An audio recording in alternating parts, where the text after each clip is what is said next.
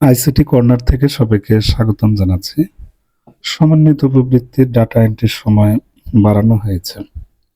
2025-26 শিক্ষাবর্ষের একাদশ ও আলিম প্রথম বর্ষ এবং 2026 শিক্ষাবর্ষের ষষ্ঠ এবং ষষ্ঠ মাদ্রাসায় অধ্যয়নরত শিক্ষার্থীদের উপবৃত্তির তথ্য HSP-MIS সার্ভারে এন্ট্রির সময় আগামী 14 মে 2026 খ্রিস্টাব্দ তারিখ পর্যন্ত বাড়ানো হয়েছে।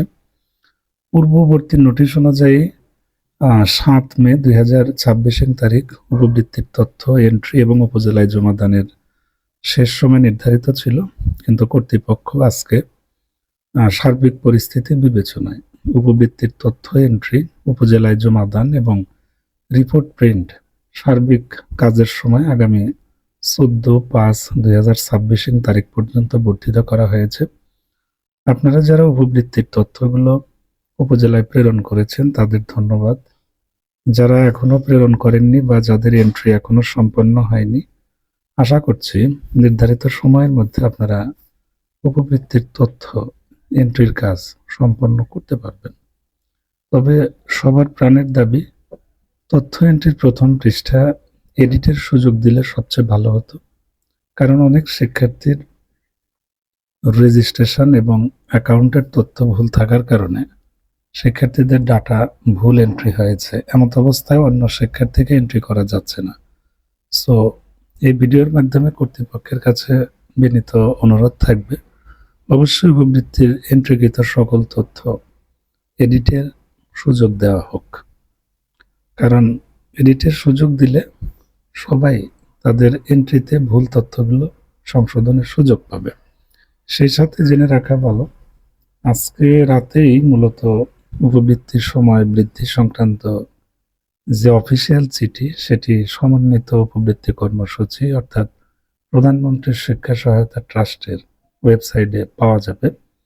ওয়েবসাইটে উপবৃত্তির সময় বৃদ্ধি সংক্রান্ত নোটিশ পাবলিশড হওয়ার সাথে সাথে সেটি আপনাদের সাথে শেয়ার করার চেষ্টা করব। আমার ICT corner YouTube channel, Facebook page এবং গ্রুপের সাথে থাকবেন।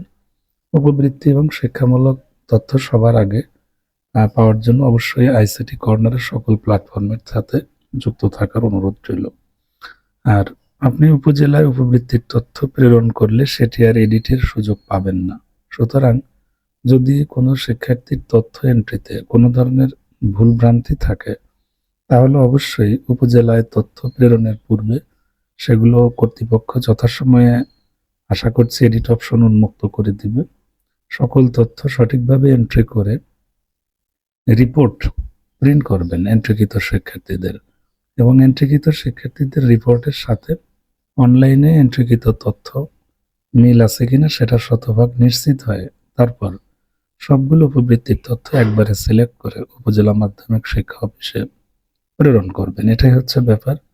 উপবৃত্তির ডাটা এন্ট্রিতে কী কী সমস্যার সম্মুখীন হচ্ছেন আপনারা অবশ্যই ভিডিওর কমেন্টস বক্সে লেখার চেষ্টা করবেন, আপনাদেরকে সহযোগিতা করার চেষ্টা করব। তো আমরা উপবৃত্তির সময় বৃদ্ধি সংক্রান্ত অফিসিয়াল চিঠিটি পেলেই সেটি আপনাদের সাথে শেয়ার করব। তো যারা দুশ্চিন্তায় ছিলেন বা টেনশনে ছিলেন যে উপবৃত্তির ডাটা এন্ট্রির সময় বাড়বে কিনা, আমি আগেই বলেছিলাম যে সময় বৃদ্ধি করবে। সো আপনারা টেনশন ফ্রি থাকেন। যাদের তথ্য এন্ট্রি করা এখনো সম্ভব হয়নি সেগুলো দ্রুত এন্ট্রির চেষ্টা করেন। ধন্যবাদ।